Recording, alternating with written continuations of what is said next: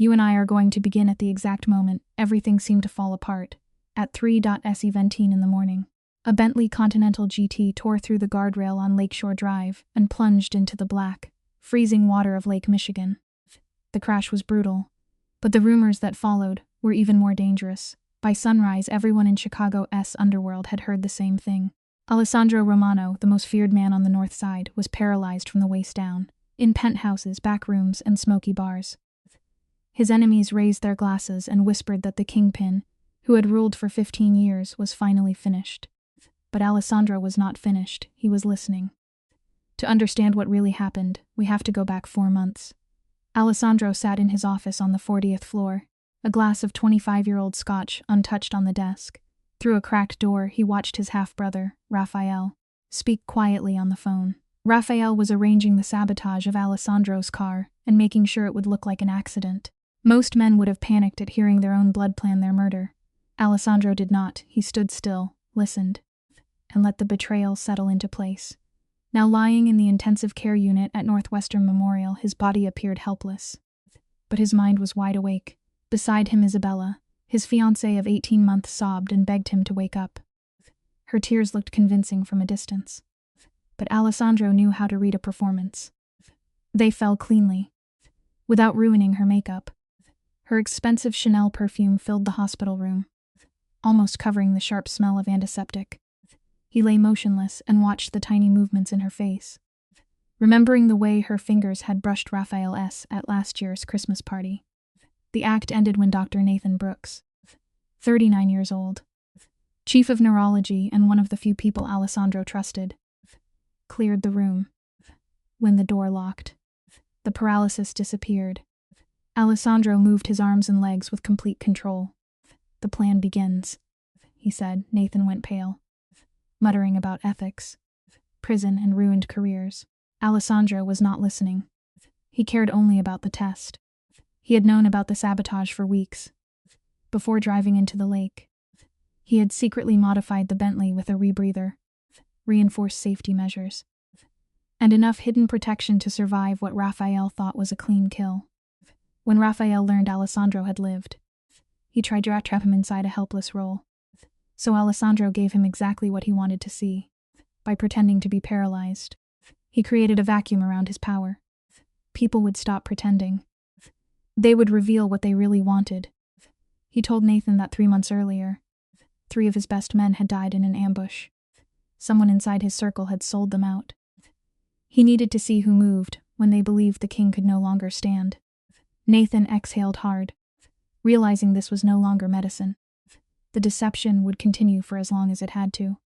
While Alessandro sealed himself inside the estate, another life was moving toward his, 40 miles north, on the 12-acre Romano property. 24-year-old Emma Caldwell was scrubbing floors. Her past was a long chain of loss. Her father died of cancer when she was 8. Her stepfather was violent. Her mother took her own life when Emma was 15. After that came foster homes, one after another, until she aged out at 18 with a duffel bag and $87. She studied nursing until her savings ran out. That kind of childhood taught her how to survive quietly. It also taught her to notice pain that other people walked past. Emma had taken the job 7 months earlier because it paid 4 times more than retail. She had walked straight into a household where power moved downward and cruelty hid behind routine. The head housekeeper, Maggie Voss, 58 years old, marked Emma from the beginning. She gave her the heaviest work, the ugliest chores, anything that might humiliate her enough to make her quit. Emma never complained. When news of Alessandro's paralysis reached the staff, fear spread through the house. The other maids refused to care for him. Everyone knew his temper. Emma listened in silence while folding linens. In 7 months, she had seen him only 3 times. To her, he was not a legend. He was another danger in a house already full of them. 2 hours later, Maggie summoned Emma and announced that she would be assigned to Alessandro's round-the-clock care. She smiled thinly and called it an honor. But everyone in the room knew what it really was. Caring for a paralyzed, violent boss was not a promotion. It was punishment. Maggie expected tears, pleading, maybe panic. Emma gave her none of that. Refusing meant losing the only steady income she had. and stability was not something life had ever handed her twice. "When do I start?" she asked quietly. Maggie's smile tightened. 6 o'clock tomorrow morning. That night, Emma stood outside in the dark, staring up at the master bedroom window. Knowing she was about to enter the private world of a man everyone feared, at exactly 6 the next morning. Emma stood outside the heavy oak door with a breakfast tray in her hands. The food was already cold. Maggie had kept it in the kitchen for 40 minutes on purpose, a small cruelty disguised as routine. When the command to enter finally came, Alessandro's voice was rough and cold. Like gravel dragged over wood, Emma stepped inside. The room was sealed against the morning light. The air was stale, heavy with medication, old pain and silence. As her eyes adjusted, she saw the outline of a wheelchair. Alessandro sat with his back to her. Nothing in that room felt accidental. Even the darkness seemed arranged to make people nervous before they spoke. Emma carried his breakfast toward him as if walking into a storm. Alessandro ordered her to leave the tray and get out, speaking to her like she was furniture. The food had gone cold. A small detail to most people, but Emma had known too many years when a meal was either late, cold, or never coming at all. She did not retreat. She looked at the tray and told him the breakfast was unacceptable. Then she offered to bring him something fresh. Slowly, the supposedly paralyzed kingpin turned his chair toward her. That was the first real collision between them. Not romance. Not trust. Just one exhausted young woman refusing to be crushed by a man who expected fear. Alessandro Romano had always been able to change the mood of a room just by entering it. Now that power was compressed into a wheelchair, making him feel less like a wounded man and more like a caged predator. His dark eyes locked on Emma. He demanded to know who she was, unsettled by the fact that she did not lower her gaze. She told him she had worked there for 7 months. Then she added, plainly, that he had simply never looked down long enough to notice the staff. In his world, that kind of honesty usually got someone fired, or worse, but instead of rage, he felt a flicker of interest. When she said lying wasted time, he remembered her name before she even gave it. 15 minutes later, Emma returned with a fresh breakfast, ignoring the hostility waiting for her in the kitchen. Alessandro watched her carefully, looking for the usual signs: a trembling hand, a nervous glance, a voice too eager to please. He found none. Everyone around him either feared him, flattered him, or tried to use him. Emma did none of those things. She treated him like a difficult man in a dark room, nothing more. For someone used to being worshipped or hated, that ordinary treatment felt strange. He asked her name. "Emma Caldwell," she answered. He repeated it once, as if testing the shape of a new piece of evidence. She nodded and left. The food cooled on the tray while he sat in the dark, thinking, for the first time in a long while. Someone had stood in front of him without bending. Alessandro wanted to know where her limit was. That thought was interrupted by Isabella Morrow, his fiancée. Her entrance was polished down to the sound of her heels. Every click on the floor seemed rehearsed. She wore grief like an expensive dress, complete with a careful smudge of mascara to suggest she had been crying. Alessandro saw the performance clearly. Their engagement had never been about love. It was a strategic merger, one that secured shipping routes worth $300 million a year. Men like Alessandro rarely trusted love. To them, intimacy was another contract, another weakness to manage. Isabella was the perfect match for a man raised in the underworld, beautiful, composed and empty in all the places that should have made her human. Alessandro had sensed that hollowness before, but now he had proof. When she knelt beside him and offered him a diamond ring, she was not offering devotion. She was planting a device. The ring contained a military-grade acoustic transmitter, identical to one taken from an O'Brien operative 2 years earlier. Alessandro recognized the hardware immediately. His pulse did not change. His face did not move. Isabella promised loyalty with a crack in her voice, so perfectly timed it almost deserved applause. Alessandro took the ring and silently recorded the betrayal. Isabella spoke of clinics in Zurich and villas in Tuscany, painting a picture of care while quietly planning his confinement. Then Emma entered with tea in an instant. Isabella's grieving fiancé mask slipped. She snapped at the maid with open contempt, using cruelty to remind everyone of her rank. Emma kept her face still and poured the tea without a tremor. Alessandro noticed the slight tightening of her jaw, the discipline it took not to react then, testing the room. He quietly asked Isabella what would happen if his paralysis were permanent. Isabella gave the perfect answer about love and loyalty. But for one brief second disgust crossed her face as she looked at his motionless legs. Emma saw it too. When Emma's eyes met Alessandro, something passed between them. No words, only recognition. They had both seen the truth. Isabella smoothed her dress, unaware that the two people she underestimated most had just caught the crack in her mask, after she left. Kissing Alessandro with lips that held no warmth, her attention went straight back to her phone before the door even closed. Then Raphael arrived. He entered in an expensive suit, wearing confidence like armor. Underneath it, Alessandro saw the same insecurity he had seen since childhood. Raphael had always wanted the Romano name to love him back. Now he was close enough to touch the power he believed should have been his. Raphael was the product of a childhood starved of real affection. Their father, Vittorio, had worshipped his dead first wife, and married Raphael's mother only because he could not bear his own loneliness. Raphael grew up feeling like a replacement no one had truly chosen. That kind of wound does not stay quiet forever. It grows teeth. Now he sat beside Alessandro's wheelchair with a face full of concern, but his eyes kept drifting to the mahogany desk, the hidden safe, and the laptop that controlled access to more than $500 million. Alessandro answered him without emotion. Raphael smiled and spoke gently about stability, anxious men, rival families, and the need for someone strong to guide the syndicate. Raphael lowered his voice and dressed his ambition as brotherly help. He asked for power of attorney and full financial access. Alessandro refused before the sentence had fully settled. When Raphael pushed, Alessandro's answer turned cold. His body might be broken, he said, but his mind was still lethal. He would run the empire from the wheelchair if necessary. For 1 second, Raphael's mask slipped. Anger flashed in his eyes, raw and ugly. The anger of a man denied what he had already started to claim. Then the false warmth returned. "Family always comes first," he whispered. The words sounded less like comfort than a warning. He stayed another 20 minutes, pretending to care about medical options. Raphael ended the visit by mentioning doctors he would never call and using their father's memory as if it were a tool. When he finally left, his footsteps carried the tense rhythm of a man furious that a door had not opened for him. The moment the estate doors closed, Alessandro dropped the helpless act.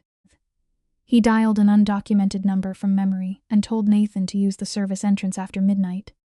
Alone in the fading light, Alessandro sat with the warmth of Raphael's deceit still lingering in the chair beside him. He closed his eyes, pushed the hurt aside, and began to plan. Betrayal from a stranger was business. Betrayal from blood required colder hands. Nathan arrived after midnight with a fake medical bag and a folder he did not want anyone else to see. He warned Alessandro that Raphael and Isabella were circling him like vultures.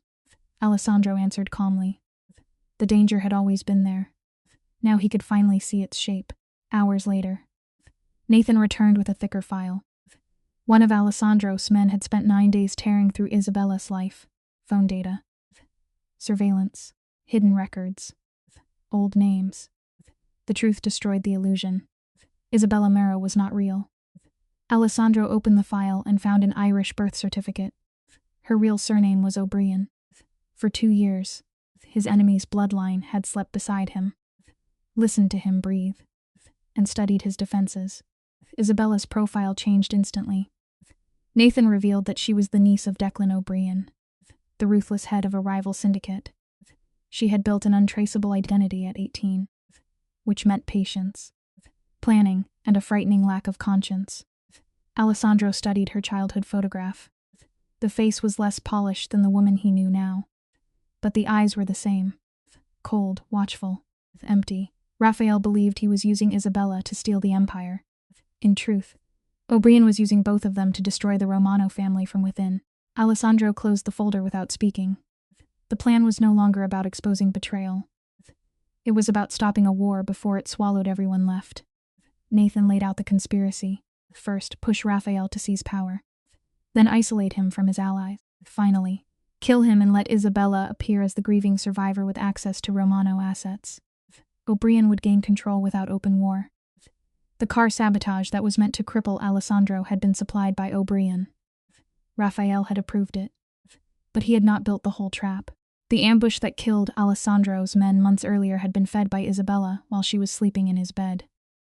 Nathan reminded him quietly that Raphael was still family. Alessandro's jaw tightened. Both of his parents were dead. Raphael, with all his poison and weakness, was the last blood tie he had left. Raphael was guilty, but he was also marked for disposal. Once O'Brien had what he wanted, Raphael would be the next corpse. That knowledge shifted something in Alessandro. He would stay helpless, feed Raphael's ego, let Isabella believe she was safe, and wait until O'Brien exposed enough of himself to be destroyed. Then a knock broke the silence. Emma entered with fresh linens, looking every inch the quiet servant. Alessandro noticed the pause in her step, the way her fingers tightened around the folded sheets. She had heard something. Not everything, perhaps, but enough. Nathan looked toward the door. Alessandro raised one hand, warning him to stay silent. In a house full of enemies, the quiet maid had just become the most dangerous unknown. With enemies pressing closer, Alessandro decided he trusted no one. To him, trust was not given. It had to survive pressure. On Emma's second morning, he began testing her. He shattered porcelain against the wall. By the third day, he refused food, knocked medication to the floor, and spoke to her with the same voice that had made hardened criminals go still. He wanted tears. He wanted anger. He wanted her to ask to be reassigned so he could file her away as weak or false. But Emma's childhood had already trained her for chaos. She cleaned the broken pieces with careful hands and absorbed the insults in silence. He was trying to break someone who had been surviving broken rooms since she was a child. By the 7th day, his cruelty became more deliberate. He called her at 2 a.m. for nothing. Then again at 4 for water he barely touched. Emma came each time, pale with exhaustion but steady. That steadiness angered and unsettled him. Then, on the 7th night, Alessandro's own control cracked. The nightmare returned, the Bentley spinning into darkness. Metal screaming, glass bursting inward, freezing water rushing over his face. In the dream, the rebreather was too far away. His legs would not move. For the first time, the fake paralysis felt real. He woke gasping, his heart hammering against his ribs. The room seemed empty until he saw Emma sitting under the amber light, with a worn paperback in her hands. "What are you doing here?" he demanded, using anger to cover the vulnerability she had already seen. "Your shift ended hours ago." Emma looked up calmly.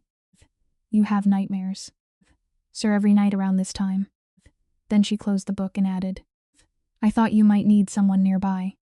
Alessandro snapped that he did not need anyone. Emma did not argue. "Maybe not," she said, "but I'm here anyway." He searched her face for manipulation. Pity, greed. Anything familiar. He found none. Trying to make sense of her. He muttered that she was not being paid overtime. She nodded. "Then why?" he asked. Her answer landed harder than any accusation. "Because everyone deserves someone to notice when they re-suffering." That sentence reached a part of him he had buried for 20 years. It brought back his mother in a New York garden, humming a Sicilian melody while tying tomato vines. "Alessandro," she had once told him, "power will come to you. But promise me one thing. Never let power take your compassion. The world already has enough cruel men." She died when he was 14, and he buried the promise with her. Now this orphan maid had found it without knowing what she had touched. "Go home, Emma," he said, his voice rougher than before. At the door, she paused. "The nightmares get easier eventually," she whispered. After she left, Alessandro gave up on sleep and opened an encrypted laptop hidden behind a false panel. For 3 months, driven by control and suspicion, Alessandro had wired the estate with hidden cameras, through private security contacts. He had also collected surveillance on Raphael.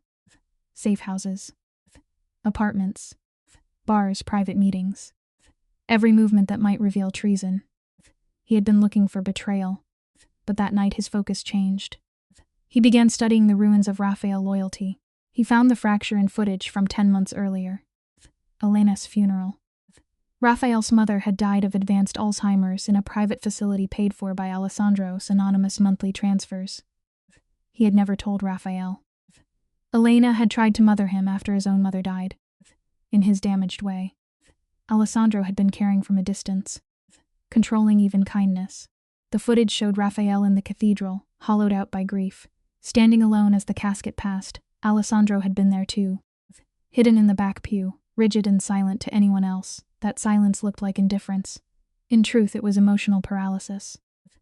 Raphael grieved alone because Alessandro did not know how to approach pain without managing it from the shadows. Later, the footage shifted to a tavern. Raphael sat drunk and vulnerable, drowning grief in bourbon. Then Isabella appeared. She moved toward him like someone who had been waiting for the wound to open. She touched his shoulder gently. She spoke softly. She did not comfort him by accident. She had chosen the exact moment he was easiest to reach. Isabella built the trap with patience. She used information she had gathered and presented it as intimacy. She mirrored Raphael's loneliness and fed him the validation he had craved since childhood. Then she deepened the bond with a fake pregnancy, using hormone injections to produce a positive test. On the recording, Raphael wept. Isabella promised him a legitimate heir, a child who would finally make him a true Romano. He fell in love with the person holding the leash. Watching Raphael cry over nursery colors broke something in Alessandro. For the first time in years, he saw his brother not as a rival circling his throne, but as a starving man accepting poison because it tasted like love. Alessandro's armor cracked. He thought of his mother and the compassion he had promised not to lose. He saw, with a clarity that felt almost cruel, how he had treated Raphael as a problem instead of a wounded brother. By withholding connection, he had left him exposed to anyone who knew how to imitate affection. He stayed awake until dawn. By morning, a decision had formed. He would try to save Raphael, even though Raphael had wanted him dead. It was not forgiveness. Not yet. It was a debt long overdue. Meanwhile, Isabella's visits became shorter and colder, shrinking into a Saturday obligation. She no longer even bothered to hide her impatience. Alessandro let her believe his pride had been crushed. Reports confirmed that Isabella was meeting another man in secret. Alessandro let his enemies grow comfortable. He stayed in the wheelchair, gave shorter answers, and allowed the household to think the once untouchable boss was sinking into bitterness. With Emma, however, something different developed. She noticed the signs of his drug-induced migraines before anyone else did: the tight jaw, the shallow breathing, the way light seemed to cut into him after the paralytic medication. Without being asked, she dimmed the room, softened her steps, and moved the tray away when the smell of food made him nauseous. She did not announce her care, she simply made the pain less lonely. Emma understood how to give him space without making him feel abandoned. When she sensed the restless energy trapped inside him, she opened the curtains just enough to let in a narrow stripe of sunlight. One rain-heavy afternoon, she found him holding an old, faded photograph from 1988. In it, a young woman stood in a garden, laughing with dirt on her hands and tomato leaves around her knees. Emma asked who she was. Alessandro answered after a long silence. "My mother." Emma did not push for more. She just set his tea within reach and sat quietly near the window. That patience made him speak. He told her about his mother's warning. "Keep your compassion, even in a cruel world." Emma asked gently if he had kept that promise. His answer was cold and honest. He had killed. He had ruled through fear. He had become a man his mother might not recognize. Emma did not try to excuse him. She said, "Then maybe the question is what you do next." It was not forgiveness, and that was why it stayed with him. No servant in that house had ever spoken to him that way. No worship. No fear, just a line he could either cross or ignore. For one dangerous second, he wanted to reach for her. Instead, he asked about nursing school. Emma answered with the flat realism of someone who had learned not to expect miracles. She had wanted to become a nurse, but money ran out before hope did. Alessandro listened without offering to buy her future on the spot, though every instinct in him wanted to solve the problem with a check. Instead, he asked what kind of nurse she wanted to be. The question surprised her. Then he asked her to use his given name. Not Sir, not Mr. Romano, his name. When she said Sandro, the sound reached him differently. It carried no fear, no manipulation, no worship. It was simply recognition. After she left, he understood the problem. Attachment had entered the room before he could stop it. By letting Emma matter to him, Sandro had made her valuable. And in his world, anything valuable could be taken, threatened, or used. The fifth Friday brought the mistake he had been trying to avoid. Maggie was away from the house. A medical aid was delayed by an accident, and Emma was left alone to dress the man everyone believed was paralyzed. She handled the task with quiet dignity, neither embarrassed nor curious in a way that would humiliate him. Sandro told himself he could manage the shirt. Emma nodded and knelt beside the wheelchair to help with his trousers. As she adjusted the waistband, her hand brushed his thigh. The muscle beneath her fingers was firm, strong and very much alive. Emma froze. The leg under her hand was not wasted from paralysis. It was not weak. It belonged to a man who had been able to move all along. Her hand withdrew as if burned. She looked up, and Sandro saw the truth move across her face. Shock first, then hurt, then the sharp clarity of betrayal. "You can walk," she breathed. "You've been able to walk this whole time." Sandro exhaled. Yes, the word landed heavily between them. Emma looked at the wheelchair, the medical equipment, the staged helplessness, the long nights she had sat beside him because she thought he was suffering alone. All of it was fake. "Not all of it," he said, but even he heard how weak that sounded. He told her everything because the lie had finally become smaller than the danger. Raphael's affair with Isabella, the sabotaged Bentley, the rebreather, the crash at 3 a.m, the hidden cameras, the files, the O'Brien name. He spoke quickly, like a man trying to rebuild a collapsed bridge while standing on the ruins. When he finished, Emma stood by the window, rigid in her uniform, the morning light making her look terribly alone. "So the nightmares, the conversations. The nights I stayed because I thought you needed help," she said quietly. "I was just another test." Her voice did not rise. That made it worse. "I wasn't a person to you. I was a variable." The accusation cut through him cleanly. He saw what he had done. He had taken a woman who offered care, patience, and empathy, and turned her kindness into information. Slowly, Sandro stood from the wheelchair. Emma inhaled sharply, forced to face the full scale of the deception. He kept his distance. "Everyone else was a test," he said, and for the first time his voice broke. "Every subordinate. Every visitor. Except you." It was the closest thing to confession he knew how to offer. "You were the one thing I did know how to predict." Rain tapped against the windows. The truth was finally out, but it did not feel like freedom. Emma turned and left without another word.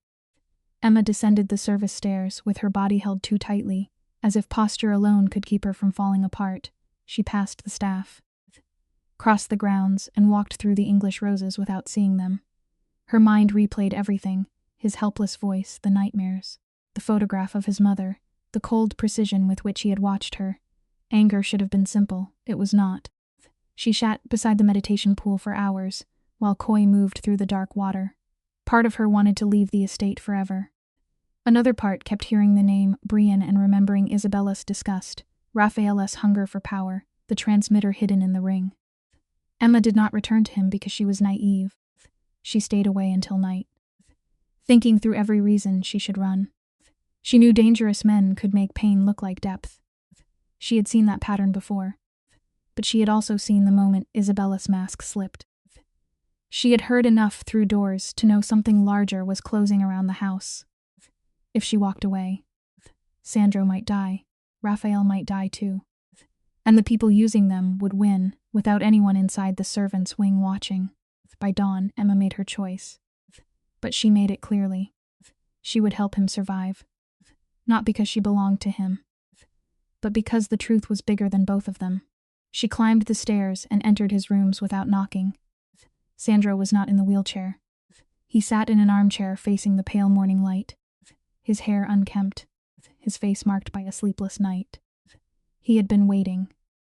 When he turned and saw her, relief softened him before he could hide it. "You came back," he whispered. Emma stopped several feet away.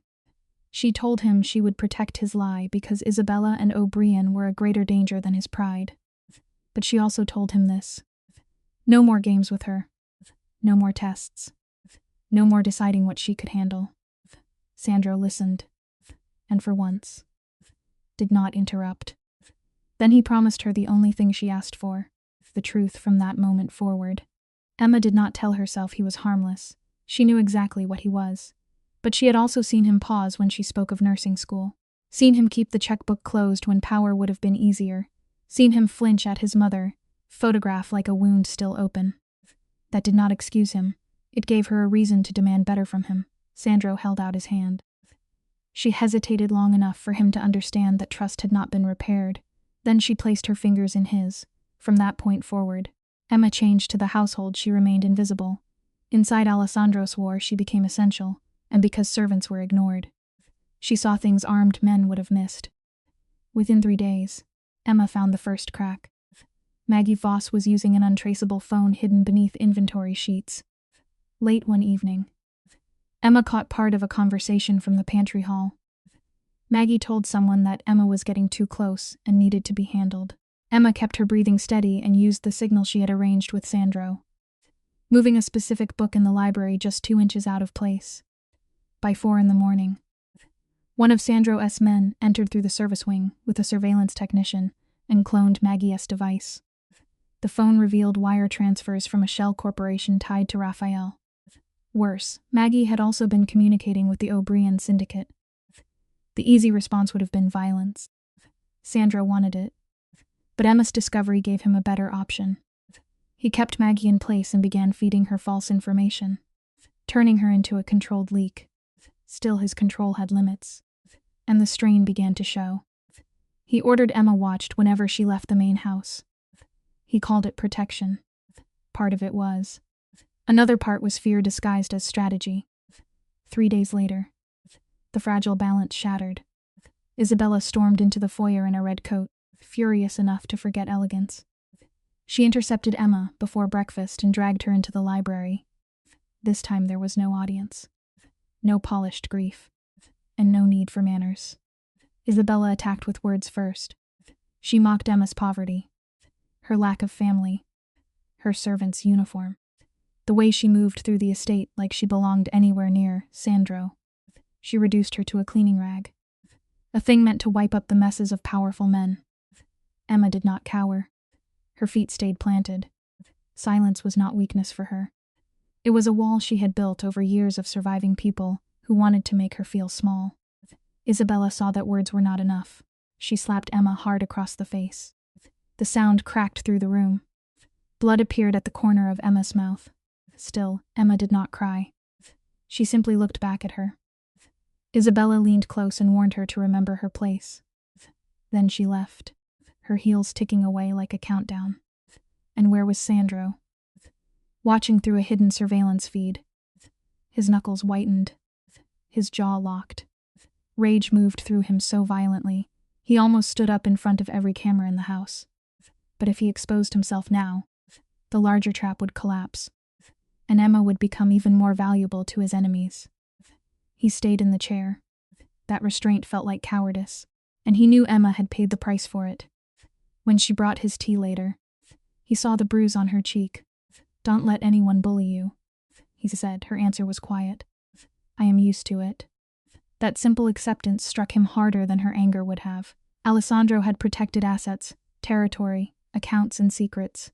He had protected people when their survival served his empire. But Emma's bruise made something shift, for the first time. He wanted to protect someone not because she belonged to his strategy, but because she had been hurt, and it mattered. At 3 a.m, he abandoned the performance.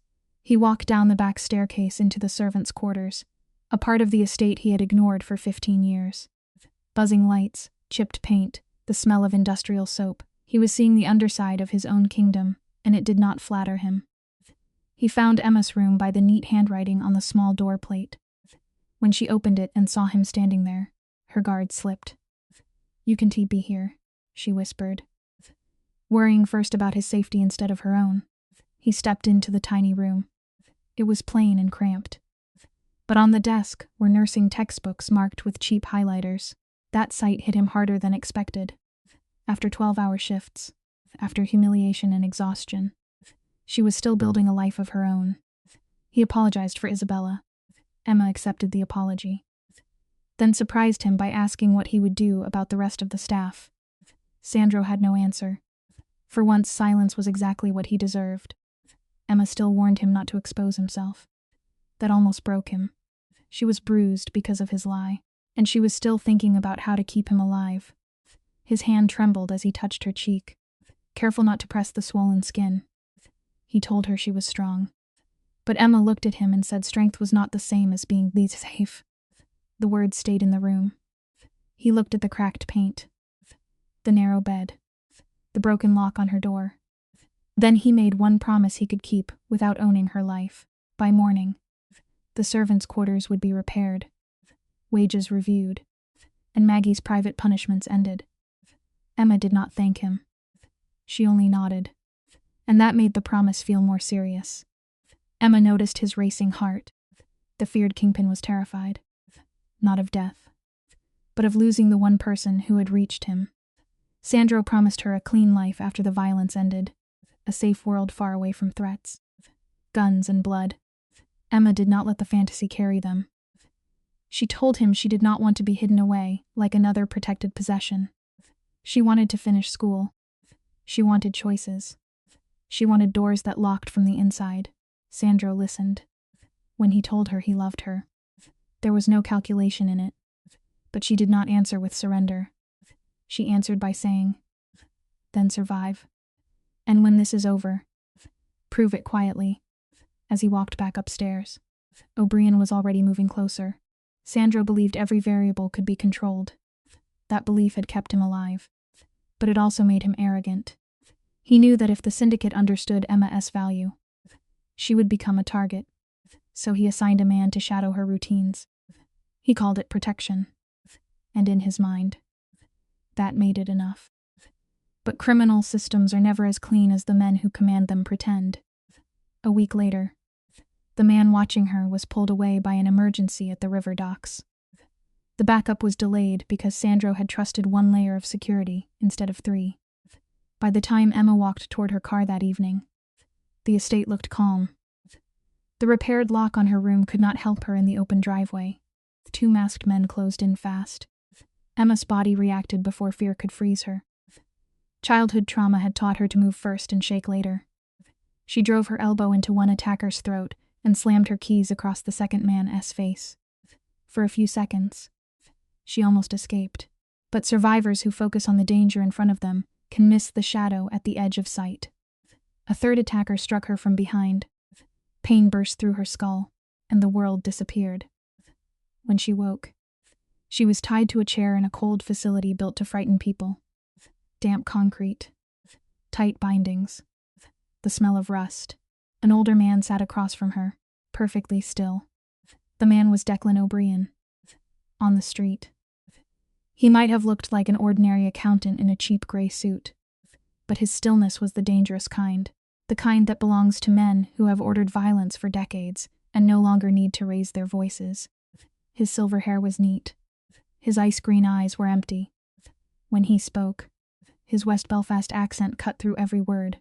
"Word around town is that the Romano wolf has found a new weakness," he said gently, which made it worse. Emma told him she was only a maid. O'Brien laughed. Maids, he said, did not receive visits in their master's quarters at 3 a.m. He had been watching longer than anyone knew. Then the door opened, and Isabella walked in without her mask. Gone were the designer dress and honey blonde waves arranged for mourning. She wore black jeans, a tactical holster, and a semi-automatic pistol. Her movements were clean, practical, and deadly. This was the real Isabella O'Brien. She told Emma she was nothing more than a pawn in a game that had started long before she arrived. O'Brien laid out the terms. Sandro had 48 hours to surrender all operational assets. Then Isabella made it crueler. Sandro, Emma, and Raphael would die anyway. Emma understood at once that Raphael had no idea he was serving his family's enemy. Isabella smiled, delighted by the elegance of her own lie. O'Brien nodded, and the violence began. One of his men struck Emma again and again until her cheekbone cracked and blood filled her mouth. Her left eye swelled nearly shut. Still, she refused to scream for them. When they paused, she told them they could beat her to death.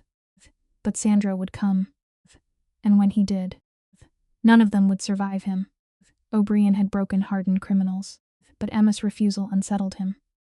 He abandoned the hostage video and instead photographed her bruised, defiant face. At 9:04 p.m., that image reached Alessandro Romano. The moment he saw what they had done to her, the room went silent. His mistake had found flesh and blood. Raphael knew nothing about the ground shifting beneath him. Isabella had kept him isolated and useful, feeding his pride while hiding the truth. The next afternoon, he parked his black Porsche 100 meters from the warehouse, exting a routine strategy meeting. He had been there 11 times in 6 months, still believing he was one of the architects of the coup. But delusions are fragile things. As he climbed the rusted iron stairs toward the second-floor offices, he heard Isabella through a half-open door, speaking with a man whose accent froze him in place. West Belfast.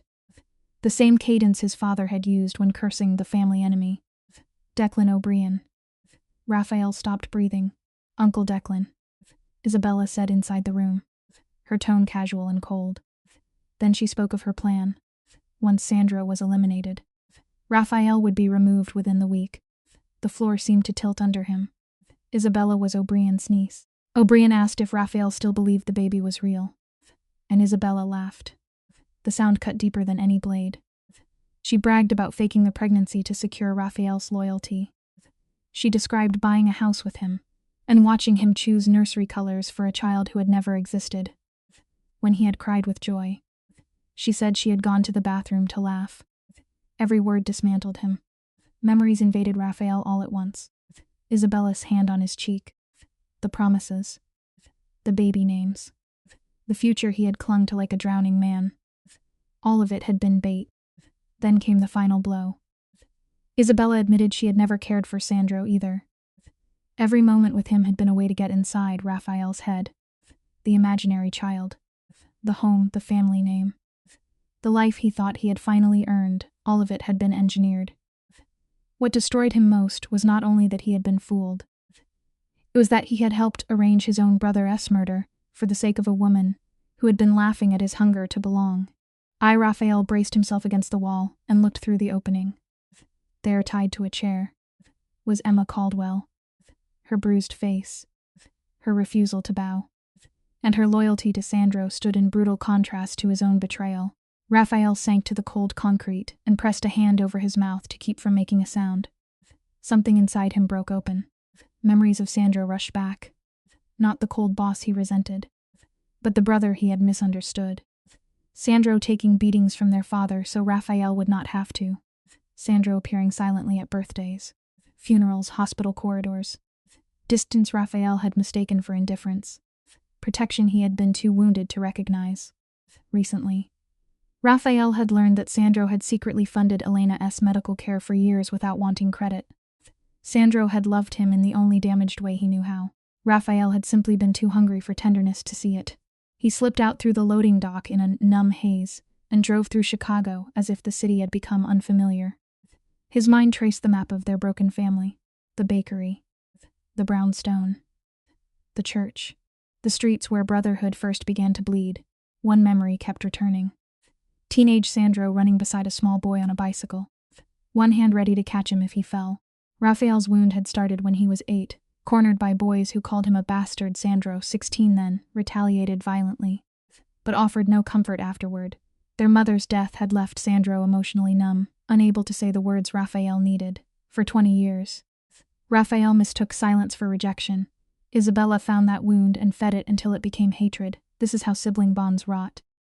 Not always through one great betrayal, but through years of unsaid love, misunderstood protection, and pain left open for the wrong person to touch. By 11 that night, Raphael reached the Romano estate without his usual guards. He brought only himself, a folder, and a silence full of shame. As the gates opened, Joe Bruno appeared with his weapon drawn. Joe had guarded Sandro since Sandro was 12, and his loyalty had hardened into instinct. Raphael raised both hands, showing he had come without aggression. He said he had information about Emma. Joe studied him carefully. Swollen eyes, wrecked face, the posture of a man already punished by the truth. Then he let him pass. Sandro's face turned to stone when Raphael entered. Raphael ignored all pride and dropped to his knees on the rug. No one in the family had ever seen him do that. His voice broke as he confessed. Isabella had manipulated him. O'Brien had taken Emma, and Raphael knew where they were holding her. Raphael gave Sandro everything he had. The Jewish warehouse layout, guard rotations, entry points, blind spots, camera positions, and the meeting schedule Isabella had trusted him with. Sandro listened in silence while grief, fury, love, and betrayal fought across his face. Looking down at his kneeling brother, he suddenly saw a 6-year-old boy at Elena's funeral, terrified of being left alone. Sandro understood then how badly he had failed him. He had protected Raphael's body many times, but he had never given him emotional safety. Finally, he asked if Raphael remembered Elena's last clear instruction. Raphael's breath caught. She had told him to remember who his true family was. Sandro pulled him to his feet. "One chance," he said. Raphael admitted that Isabella had reached him because he had always felt unwanted. Sandro did not deny his part in that wound. If they survived, he said, they would rebuild. Then he embraced Raphael. It was their first affectionate touch in 15 years. Outside the room, Joe Bruno silently thanked a God he had long ago stopped speaking to. By 3 a.m, 25 armed men moved through Southside Chicago. Sandro led them himself, no longer pretending to be paralyzed. A Glock 19 in his hand and his brother beside him. O'Brien never knew the warehouse plans had been compromised. Raphael had kept copies months earlier. Maybe from some buried instinct, trying to save himself from the trap he helped build. At 3:14 a.m, Sandro's unit breached the loading dock. The first gunshot turned the building into chaos. Muzzle flashes lit the corrugated steel. Bullets shattered skylights and sent glass raining onto the concrete. Sandro's men cleared rooms with practiced precision, moving with the cold discipline of people who had lived too long inside violence. Sandro neutralized the first threat quickly. Then a second shooter appeared from a blind angle. Joe Bruno reacted before thought could form. His body moved from years of training, throwing himself into the path of the bullets. 3 rounds hit his chest. Sandro caught him as he fell, shock breaking through the fury that had carried him there. Joe's final breaths carried one order: protect Emma. He gave Sandro the same blessing he had given him when Sandro was 12, then went still in his arms. There was no time to mourn. Raphael moved through the warehouse with frightening efficiency, killing 3 enemy soldiers, as if his body knew exactly what penance required. 2 controlled shots. 1 brutal strike to the throat. Then he reached the holding area where Emma was tied up and barely conscious. When the door burst open, she expected another captor. Instead, she saw Raphael covered in blood, his face broken open by grief. He was not the arrogant man who had helped plan Sandro's downfall. He was someone trying to crawl out from under his own sins. Raphael cut Emma free and confessed what he had done. He told her he had been cruel, selfish, and blind. He did not ask for forgiveness. He only told her to run. For once, he was trying to make his guilt useful. They entered the corridor just as Declan O'Brien appeared from the smoke. O'Brien raised his weapon toward Sandro, moving on pure aggression now that his careful plan was falling apart. In that fraction of a second, Raphael stepped into the line of fire. The bullet meant for Sandro hit him instead. He collapsed onto the cold concrete. No speech could have carried the weight of that choice. It was his apology, written in blood. Sandro fired 3 times and ended O'Brien before the older man could take another step. But the danger was not over. Isabella emerged from the side, her face twisted with frantic hatred, a concealed blade in her hand. She lunged for Emma. Sandro intercepted her and drove her hard to the concrete. He wanted to kill her. Every part of him that had been raised by violence demanded it.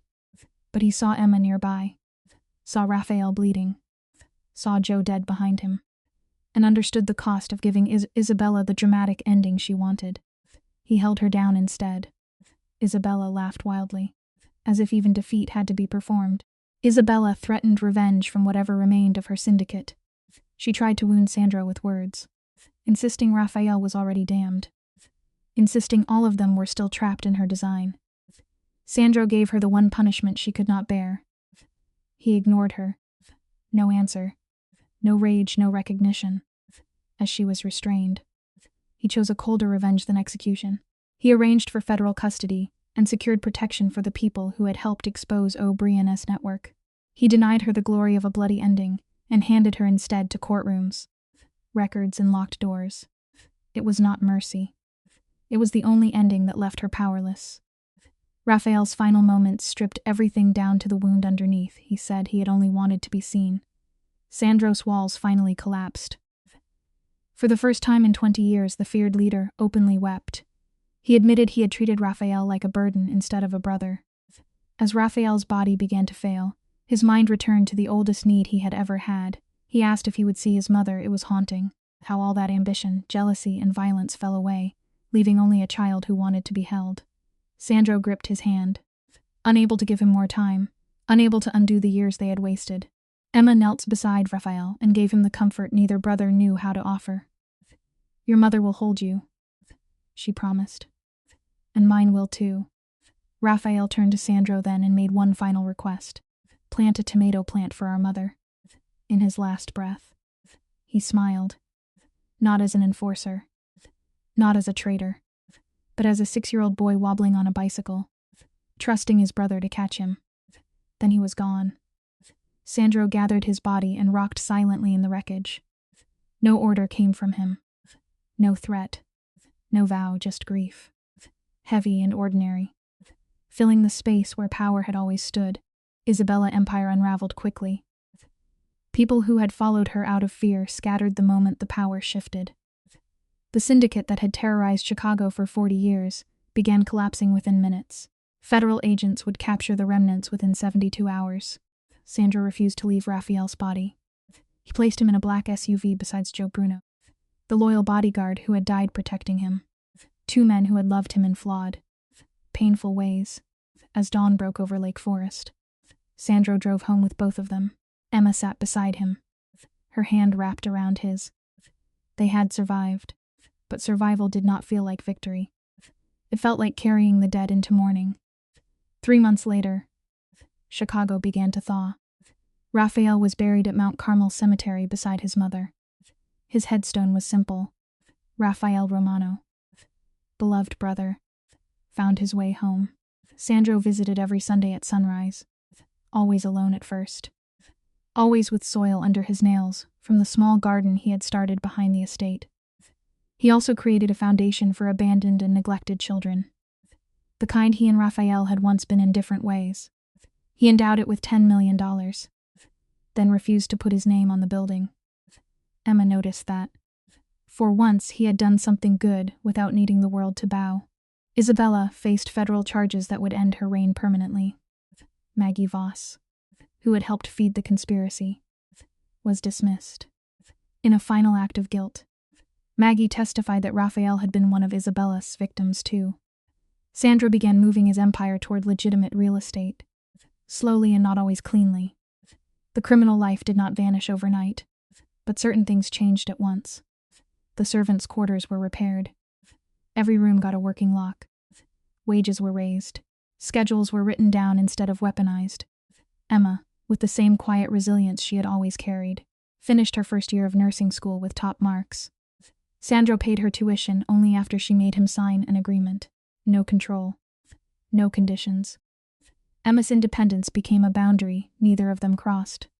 She had a bright suite of her own, though many nights she slept beside him because she chose to, not because she had nowhere else to go.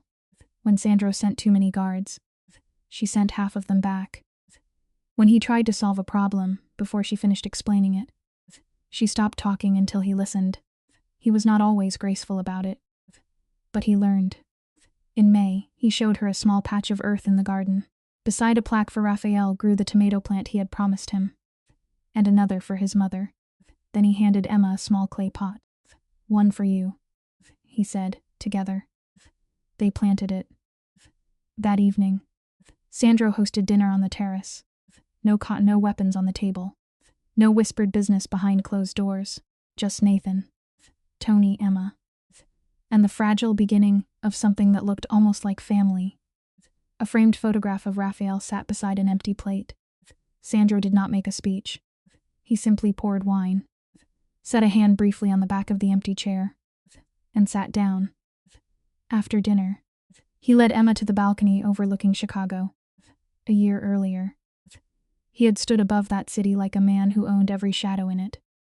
Now he held a small box and looked almost embarrassed by the softness of what he was about to offer.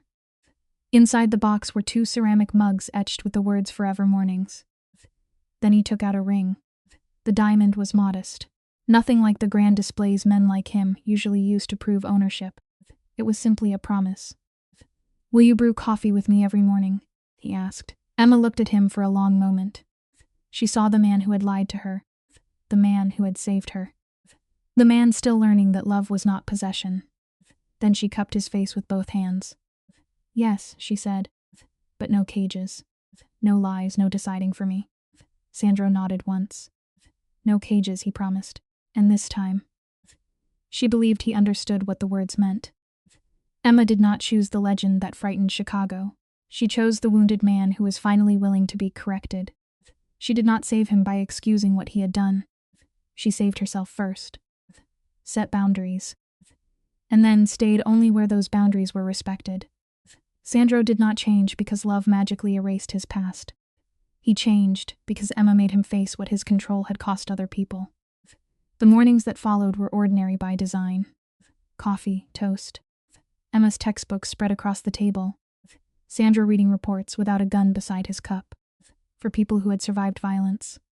Ordinary things felt almost impossible at first. Then, slowly, they became real. The deepest wounds did not disappear. Some nights Sandro still woke with lake water in his dreams and metal screaming in his ears. Some days Emma still flinched when a door slammed too hard. They did not pretend otherwise. They learned the shape of each other's silence without rushing to fill it. Alessandro Romano did not become innocent.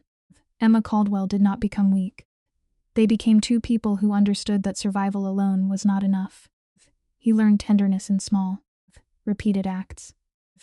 She learned that choosing love did not mean giving up herself. And together, they built something honest, not by denying the past, but by refusing to let it control every morning after. When people in Chicago spoke of Alessandro Romano after that spring, they no longer spoke only of the man who ruled through fear. They spoke of the foundation, the cemetery visits, the quiet woman at his side who never flinched when powerful men entered the room. Some still feared him. Some always would. But those closest to the estate saw the practical changes first. He listened more. He shouted less. He fixed what he used to ignore. Every Sunday, he watered Raphael's tomato plant himself, then left without making anyone watch. It was not redemption in one clean stroke. It was practice. Day after day, he chose repair over pride. And for a man like Sandro, that was the hardest war he had ever fought. Emma kept her own life. And that was the clearest proof that their love had changed from need into choice. She attended classes, worked clinical shifts, and refused to let Sandro turn protection into possession again. When he sent too many guards, she sent half of them back. When he tried to solve every problem with money, she made him sit down and listen first. He did not always do it gracefully, but he did it. Slowly the house changed around them. The servants' quarters were repaired. Maggie's cruelty was replaced by decent wages, clear rules, and locked doors that belonged to the people living behind them. Emma had entered that house as someone invisible. She stayed as someone no one dared overlook again. Nathan once told Sandro that the body can survive trauma faster than the mind can accept safety. Sandro understood that now, some nights. The lake still returned in his dreams, metal still screamed, black water still filled his lungs. But when he woke, Emma was not always beside him. And that mattered too. Sometimes she was studying in her own room. Sometimes she was asleep across the hall. The difference was that he no longer mistook absence for abandonment. He would breathe, stand, walk to the kitchen, and brew coffee for 2 ceramic mugs. When Emma came in, tired and half awake, he did not need to perform strength. He simply handed her a cup. That was their peace. On the first anniversary of the crash, Sandro returned to Lakeshore Drive before dawn. Emma went with him, not to rescue him from the memory, but to stand beside him while he faced it. The guardrail had been repaired. Traffic moved as if nothing had ever happened there. Sandro looked out over Lake Michigan. at the same dark water that had become both a grave and a beginning. He thought of Raphael, Joe, his mother, the men he had lost, the people he had hurt. Then he opened his hand and let a small packet of tomato seeds fall into Emma's palm. "For next spring," he said. She closed her fingers around them and nodded. No grand words were needed. They drove home as the city began to wake. Their life would never be simple. There would be court dates, old enemies, nightmares, and memories that arrived without warning. But there would also be mornings, coffee, books left open on the table, soil under Sandro's fingernails, Emma's nursing badge beside his keys, a quiet dinner where no one reached for a weapon. These were not small things to people who had lived too long inside fear. They were proof that another kind of life could be built, not all at once. And not with beautiful promises alone, but carefully, through ordinary choices that had to be made again the next day. As we close this story, remember this. Healing does not mean becoming untouched by the past. It means learning not to obey every wound that shaped you. Alessandro had to face the cruelty he used as armor. Emma had to choose love without surrendering her boundaries. Raphael, too late, found his way back through sacrifice. Their story is not clean, and that is why it feels human. Betrayal left scars. Grief left empty chairs. But in the garden, tomato plants still grew. In the kitchen, 2 mugs waited for morning. And somewhere between loss and forgiveness, 2 damaged people learned that even after the darkest night, a life can still be rebuilt one honest choice at a time.